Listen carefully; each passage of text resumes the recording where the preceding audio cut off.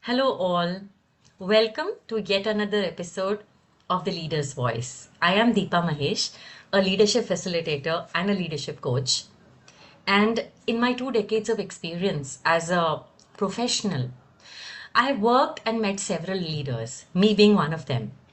And what I realized that including me, we have lived one-sided, it's work, work, and more work.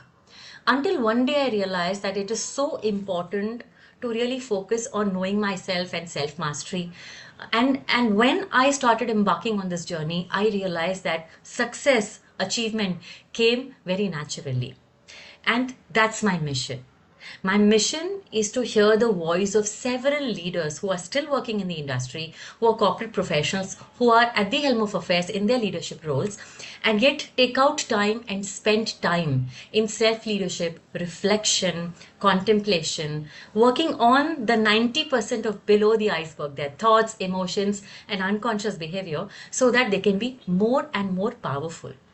And today, our guest here is Kusuma. Welcome, Kusuma, to this episode of Leader's Voice. Thank you. Thank you, Deepa. Yeah.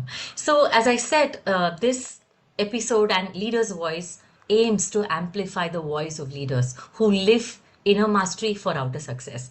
And when I met Kusuma in a common workshop that we are going through, uh, she intrigued me, and I was so impressed by her energy, her zeal for life, her passion.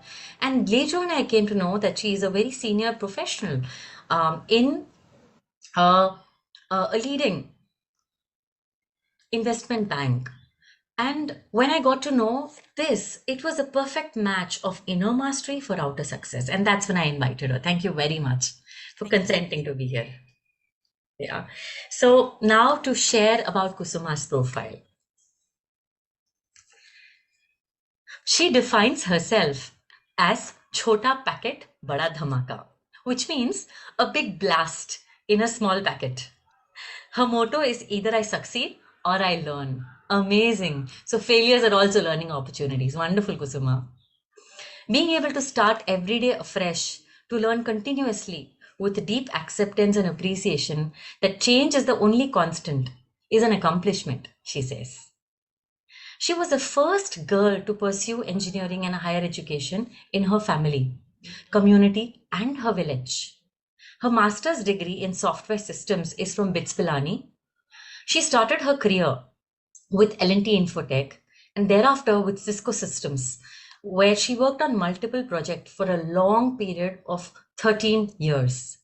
Thereafter, she has worked with various organizations like Aruba Networks, Refinitiv, where she has been in the technical and people management roles. She has an overall of 21 years of work experience, both in the technical and people management roles. Yeah.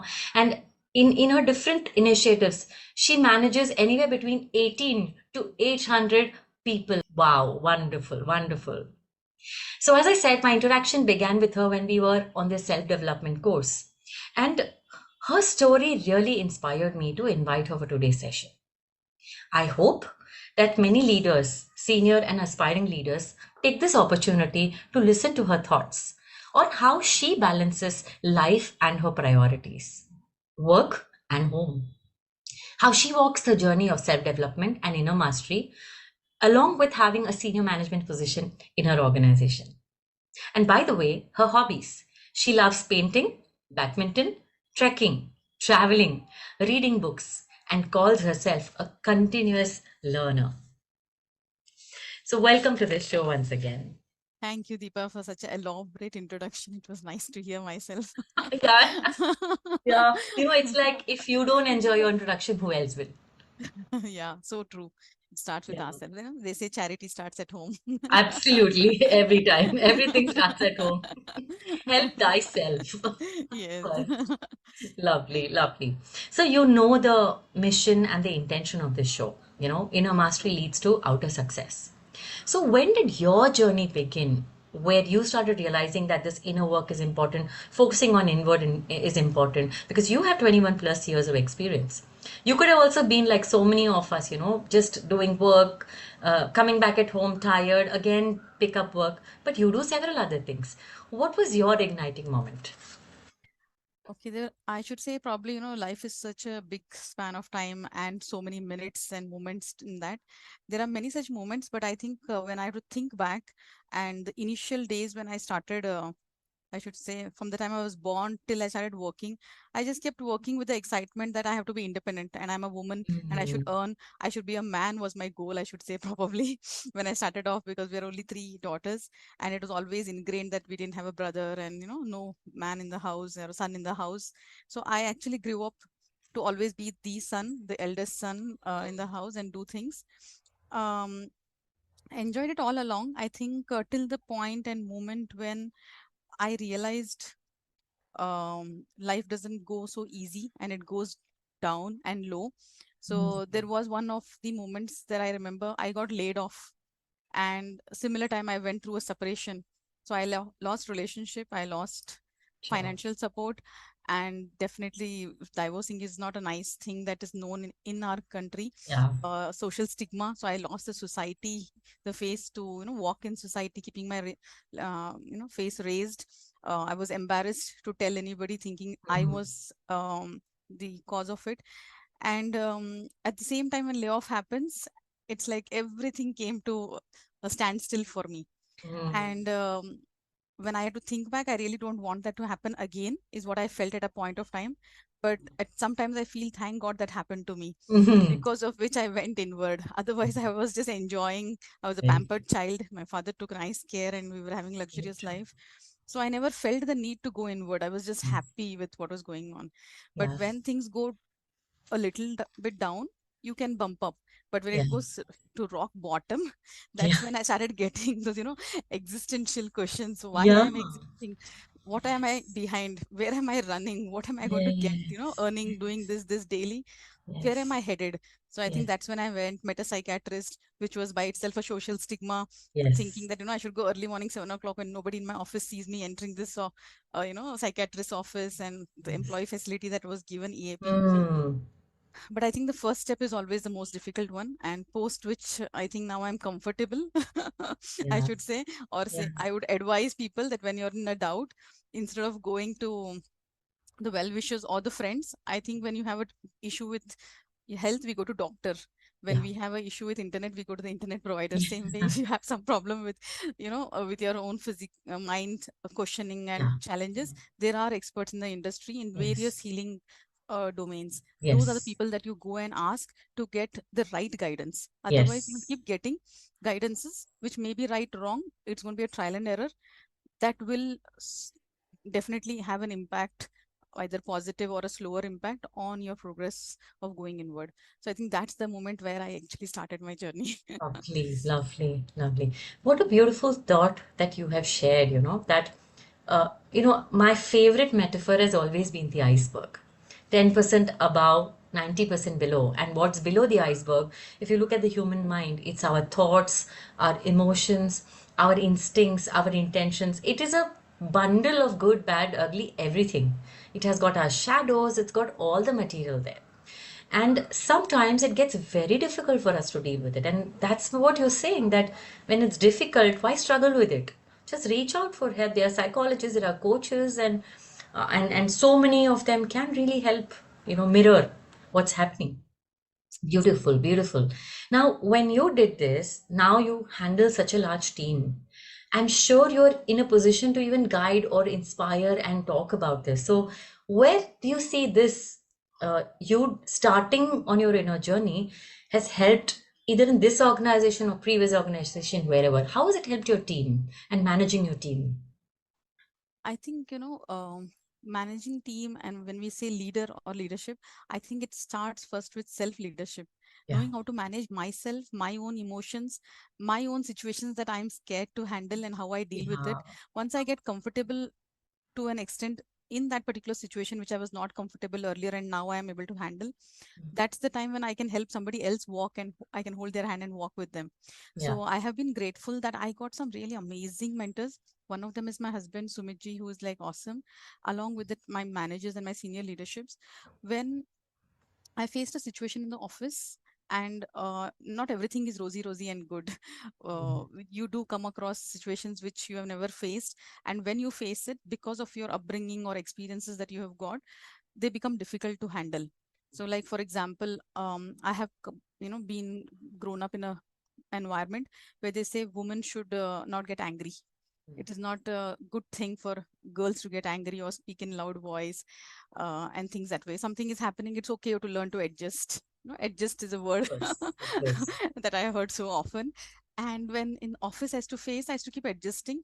But once I started my inner work, right, I was not able to adjust anymore. Very And I good. started feeling that, is it bad or good? Am I progressing or am Yeah, I degrading? I'm not yeah. able to tolerate this person anymore. And I said, how did I tolerate this one so many years in my life? No disrespect I can't tolerate, somebody bullying I can't tolerate, looking down I can't tolerate, judging I cannot tolerate. I'm like, okay, I was not comfortable with that whole thing. And I finally decided to I chose to leave the organization after trying a lot of techniques and all the outer skill Yeah, sets that I had. yeah, yeah. I didn't, and I stood up for myself with great difficulty. But after that happened, right, I remember when I was on the verge of leaving and I wanted to quit much earlier. Probably I stayed quite long because one of my mentors said, you will keep meeting the same person in different faces and different names. If you are going to run away from the situation, you will keep running whole life. He Mm. said, my mentor told me that you will figure out how to change jobs easily. You will give interviews. I know you're skilled. But if you're going to run away, it's just that you will get some other manager, some other person, some other role, same situation again. He said, Correct. I'm okay, you leave the job, but try, give your best, handle the situation. So I Mm. think they helped me manage the situation from a point where I was scared. And I said, I want to focus on my work and not on managing, this politics over here. I was irritated with the word politics itself. Yeah. Now I have understood, politics has probably has both negative connotation more than the positive connotation. But I think from Chanakya's time, if you see, politics is best Yeah. managing dynamics, and it is not a negative thing. It was my Yes. perspective which made me think of it negatively. But now Yes. I think it's a skill set that has to be acquired Yeah. to manage your life also. It is not Yes. only in office that we have to do it. Very true. And that is what I think helped me personally. So when people come to me, I can exactly, like, resonate and think, what they may be going through. A closest thing, I cannot exactly know what they're going through, but very close to whatever I've experienced. Yeah. Because I have gone through those challenging moments, I can resonate. The ones which they tell and I have not experienced, I really cannot resonate, Yeah. and then I'm not in a position to really help them to that extent. So Yes. the more problems I face, I'm happier. That's such a positive way of looking at life. Yeah, yeah. So ever since you've done your inner work, how has your approach to decision making also evolved? Decision Oh, making both in life and work, overall. yes, totally agree. So there has been a lot of difference. Like I know when I started off the journey, um, I didn't know there is two concepts called inner and outer. Like exactly the Ah, iceberg that you say, which is my yes, favorite yes. example too. I feel the top of the iceberg is the outer. And I used Mm. to focus on the outer of Yeah, actually saying yeah. image makeover, learning how to get Yes. ready. And then because I used to wear Hawaii chappals and go to offices. And that was my state, from there to actually having an image makeover hired for this purpose, learning how Mm, to do presentations, mm, learned a lot of skill sets. But then I mm. realized that this all is outer, Yeah. which is needed for the inner journey. Both of them have Yes. to merge and both are needed. I don't Yes. undermine one over the other. But however, the inner one gave me finally a lot of peace and a lot of Mm. happiness. Yeah. What is to happen is, because of the outer, somebody complimented my presentation or something, I used to be very, very happy that day. But Mm. somebody didn't do it, I'm sad and I'm very Yes. upset, and it's impacting. So I had given my complete control to the outside world to decide, today I'm going to be happy, or this moment I'm going to feel good or bad. But whereas now with the inner journey, what has happened, it's like, I won't say I don't care, but I will say I respect everybody's opinion and viewpoint, but that I don't let that impact my feelings Yes. internally. I am Yes. still composed, content, and happy just the way the things are. I really don't want Yes. somebody else to change, or I don't want myself to change Yes. to feel good about the Yes. whole thing. So that is a huge change. So I think, for example, in prod issue, I can give you one example. I used to be like terribly scared when prod issues happen. Prod is basically a production issue where you have very less time, minutes and hours to resolve an issue so that the system comes back into its functional state. I used to be very scared to handle that situation. But now with the inner journey, I know that this is part of life. You are going to get challenges, and it is, that is the fun of it. And when you know how to handle it, and it's a skill set to acquire, that I communicate, over communicate, make people aware of it. And then when you manage the emotions on what's going on in the room, understand where they're coming from, things stabilize. So it was not just the technical that I need to know or the soft skill that I need to know. Inner thing is definitely Yes. a major role that it plays subtly without somebody being able to pinpoint and say that because of this, this person is handling this better, Very true, actually. very true. And when you talk about emotions, I feel emotions are like air. It can just go flying anywhere, and learning to manage emotions is not something taught in school. We have never learned it. Nobody has taught us. So how do we even manage that? It's such a challenge. It was a big challenge for me. I took years to even understand every emotion and figure out. So how has learning to manage emotions, really seeing that, being calm and equanimous, how has it helped you? Can you give an example where things happened or like flying around, but you were calm and the whole situation changed and the culture changed at that time? Oh, that's a very beautiful question, actually. So, in the emotion scale, some of my top mentors and teachers have been, Louise Hay from Heal Your Life book she has written, and Abraham Hicks, who is, Yeah, has my written Law of, favorite. is Yeah. like, yeah, Law of Attraction Ask and books. you shall be given. Yes, she is my teacher. So she has explained one scale called as emotional scale in her book. Yes, the vibrational scale. Vibrational scale, yes. So for my older upbringing, and that what I have come up with, and society that I have seen or I have perceived and absorbed, uh there's positive and negative, and it is okay to have positive emotions, not okay to have negative Yeah. emotions, has been my thought process, that I grew up with. But after Abraham came into picture and Louis Hay came, I understood that all emotions put together, and Vipassana I attended recently, and there was a beautiful explanation given by the teacher, where all of these emotions together put makes it white. So it's different colors that come together and you get that beautiful Correct. effect. And I Correct. was like, wow, what a perspective. You have anger also to make it white. That's when it was an eye opener thing, that these emotions are my guiding system in life, where if I'm feeling uncomfortable, earlier I should just dust it off, that I should not feel uncomfortable. I should be confident, or I should be happy or excited or enthusiastic, because I should not allow myself to feel the other emotions at all, because they are not good and you're not supposed to, and you're a girl and all that.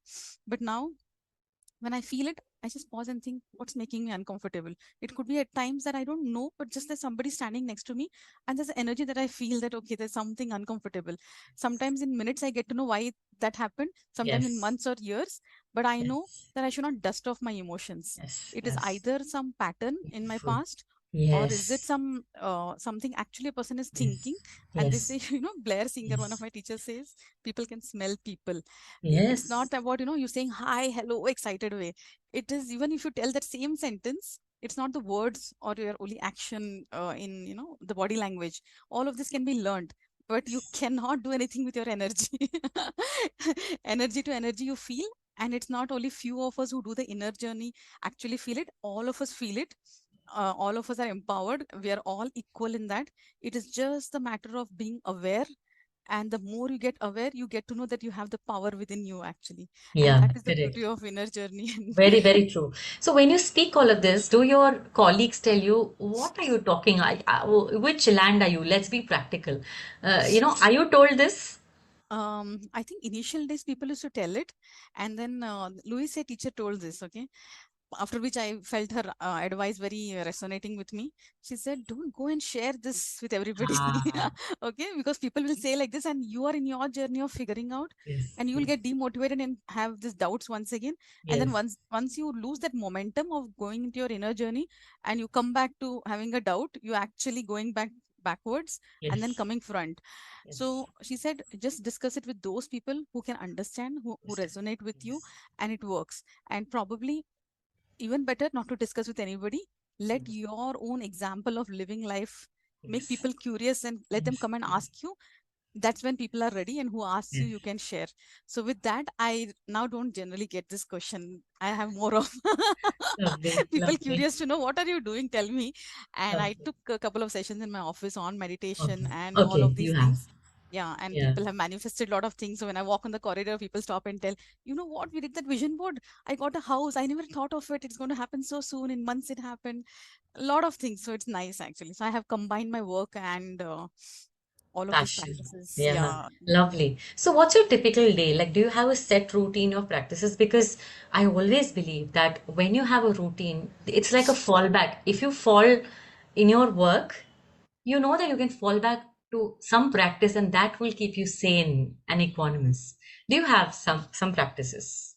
It's a very nice thing that you mentioned. Maybe in my initial days, I did have something which I used to do religiously, but I think once I have gone to that point where I just enjoy being with myself. It's, I think, a minute to minute thing, and it's not a weekly or a daily routine that I have to do. Every minute I have an interaction. So it's like I tell my husband the same thing that, from morning that I get up till I sleep, I do only things that I love in life now. There is no thing that I do where I don't enjoy or I don't want to be with this person or don't want to do this particular activity. So I'm very Nice, protective about my time and my energy with whom I spend and how I spend.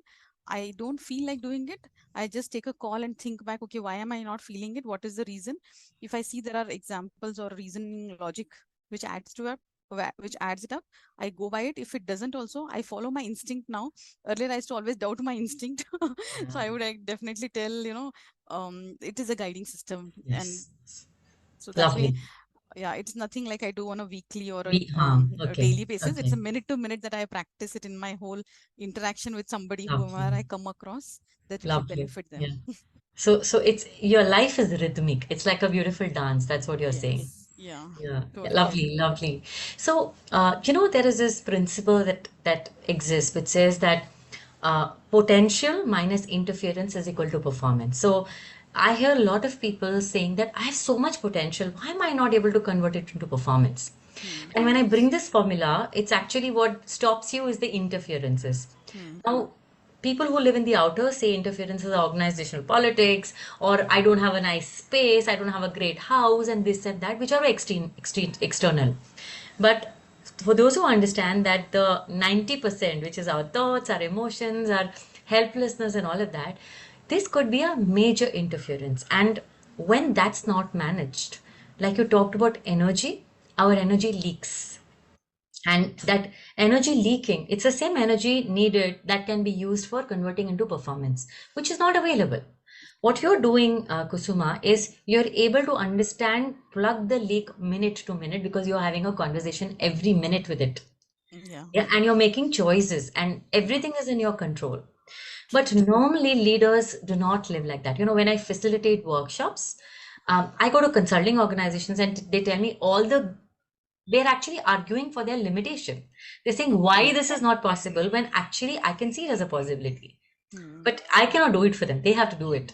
Hmm. So, what do you think, are some of the interferences that today you see in your team people? What are those inner interferences that are actually draining energy and you would want to talk about because, those corporate professionals, those leaders need to hear this?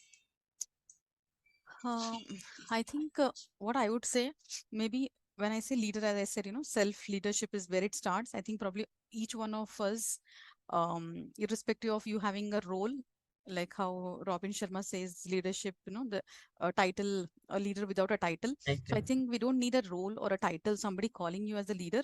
We Mhm. all are born leaders. We must have forgotten the journey, or, people would have told us different things because of which we have changed our perception or notion about Very we true. not being great, Yes, but we yes, all are great deep within. yes, yes. Sooner or later, you'll get to realize if you're not already realized. Okay. And what I would say is, it is the thought process, the things that come to us in our brain, and not what somebody else has told. Maybe one fine day, hypothetically, I'm just going to tell, okay, Deepa is a very good friend of mine. She talks highly. But say one fine day when we were small and we both were actually playing with each other, we both were in our journey of evolution. We didn't know what we know today. And she says, Kusma, I don't, think that you can be a people manager. One of my friends Mm. actually told me, she's a very good friend. I really liked her. She told me that you cannot be a people manager. You're very technically strong. You're very good at coding. You should just take architecture path. And I believed that was right, because Yeah. she had facts and examples to show me. And she told me one day, only just one day she told me. And that has stayed with me for almost 10, 13 years, where I Yes. chose not to go into this role because I'm going to Yes. fail miserably. So I think the Yes. judgmental thoughts which are there in you, Yes. Yes. and they keep poisoning you. When I say poisoning you, you decide to poison it yourself. Yeah. Let me Yeah. make you, more powerful and Yeah. empowering. That's Where, unconscious though. yes, it's unconscious, exactly. And it is so deep. Only when we go to this kind of workshops that I have realized myself, be it, forgiveness exercise, heal your life, a lot of things that I have done and experimented with. Like onion, it's like your core is very nice inside and you have layers and layers. So every workshop, every person that you interact, every moment that you experience, and you have consciously decided that I am going to figure out what is life for me. You keep on peeling one layer and you feel that I know now everything. It is so beautiful and so fresh. After some days you feel, when you reach that point, so many things I don't know this also. So the more deeper you go and the more higher you go, I should say, a bigger world of things opens up, where it's like you don't know. I didn't know any of those concepts, and I'm like, wow, this existed. I have grown this old without even hearing of it once. And then after I keep going into it deep, deep, deep, and then again there's another big world that opens.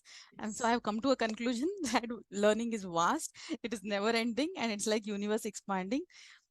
um yeah, it's just beautiful actually. So I Super. think, the Yeah. thoughts is what we need Yes. So to yeah. focus Yeah. on, Yeah. Yeah. and not let it put us down. If they are Down. empowering Yes. thoughts, keep it Yes. with you and run with it. Yes. They are disempowering and they're not making you feel good every time they come to your head.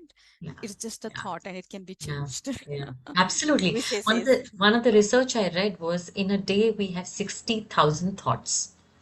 Now, Yes. you can make a choice what boundaries you want to set. What do you want to allow? You want to allow empowering? 60,000 thoughts will, multifold and you can achieve rocking success. Those Yes. 60,000, if they are disempowering, you know where you land. So you will Correct. keep striving and struggling, and then you will still say, "मेरे पास इतना potential था, why is it not converting to performance?" So You'll true. always wonder. So aptly said, Kusuma. Beautiful. Thank you. We've been having a very engaging, deep conversation. Beautiful. Thank you for your thoughts. Before we close, I would like to ask you, is there one thought that you want to leave, with all those who are going to watch this episode in the future? Yes, I will say, prioritize yourself. You know, charity starts at home. When I say in the house, it starts with you. Wear your oxygen mask before you try to help others.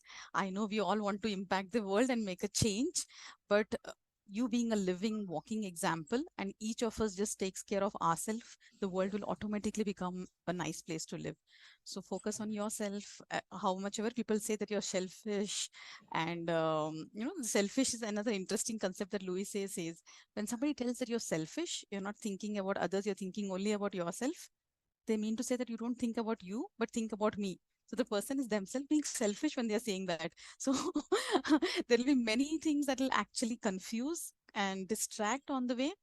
At any given point, you and your health, be it mental health, physical health, take care of yourself and things will fall in its place automatically. Yeah, beautiful, beautiful. Prioritize yourself. And it's very interesting you say this because I say my culture. I know I come from a Hindu Brahmin culture, but I say self is my religion. I don't think and I know anything else but self. I mean, may call it selfish, but I just love when they tell me I'm selfish because selfish means self is there. Yes, That's all I care about. And so I true. think that's the reason I'm doing these interviews also because they need to listen to the fact that I better prioritize myself. We've been told, take care of them, take care of that, take care of this, take care of that. Nobody teaches us to take care of ourselves. And if I'm there, then the world is there. If my body is not there, I mean, so many of us ignore the body until it breaks down and we go to the hospital or we discover there's a chronic illness. So, thank you very much for this message and for all the thoughts that you have shared. And I really wish that all of us pick this aspect of empowering thoughts and let go the disempowering thoughts and do the inner work, spend time, peel the onion, like she said, and go to various experiences, workshops, coaches, mentors, therapists, anybody who can help you peel this onion, because by self it can be very difficult, or No, sometimes challenging. actually, Deepa, I remember you are planning some workshop, right? What was that about? Oh, yeah, yeah. So, what I'm going to be doing in the month of May is again on emotions.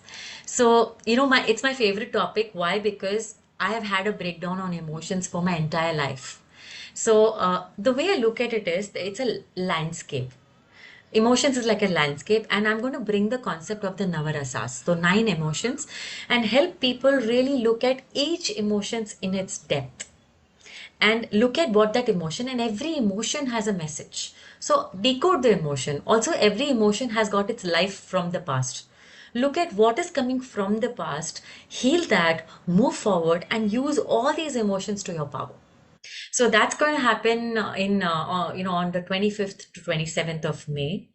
And you talk so much about emotions and it being so important. Yeah, so yeah, that's what my workshop is. Nice, nice. I'm sure people all who attend is going to get Yeah, benefited out of it. yeah. It's Thank you going for to be an conducting intimate such small things. group actually. 10 people is what I'm looking at so that we can go deeper in those 3 days. Makes a lot of sense. Yeah. Thank you. Thank you very much and see you soon. See you. Bye bye. Thank you. Thank you all.